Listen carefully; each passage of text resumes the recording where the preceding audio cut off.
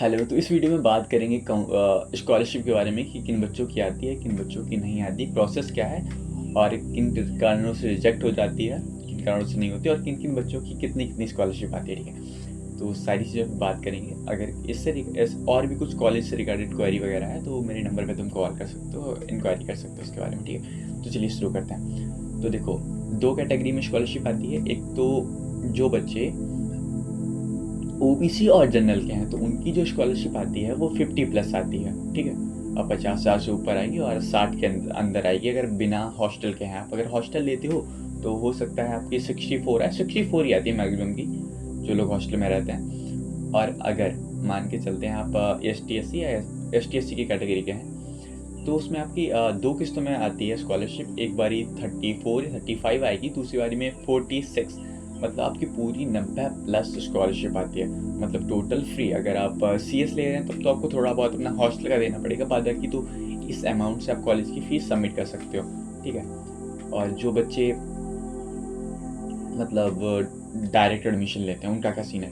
तो उनका ये सीन है कि देखो, हो सकता है अगर आप ओबीसी कैटेगरी के हैं तो पिछले 2 सालों से बच्चों की आ रही है स्कॉलरशिप, ओबीसी में प्रॉब्लम नहीं है। बाकी एसटी/एससी के हैं या फिर जनरल कैटेगरी के हैं तो आपकी स्कॉलरशिप आने के बहुत कम चांसेस है। अगर आपका देखो 12th का परसेंटेज उतना मैटर नहीं करता है।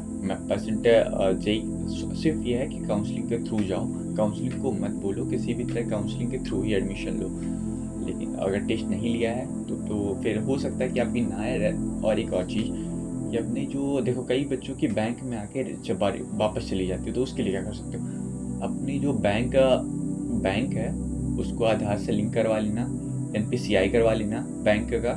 ये सारी चीज़ें पहले से तैयार रखना, क्योंकि बाद में बहुत प्रॉब्लम होती है। एक बार अगर रिटर्न चली गई ना तो फिर वापस कोई चांस नहीं बनता आने का।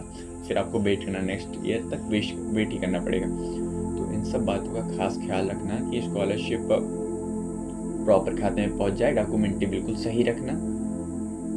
और हाँ, और कोई भी कॉलेज रिगार्डेड क्वेरी है या फिर अभी कुछ समझ नहीं आया है तो उसके लिए तुम दिए गए नंबर पे कॉल कर सकते हो, मैं ही रिसीव करूँगा, मेरा पर्सनल नंबर है। और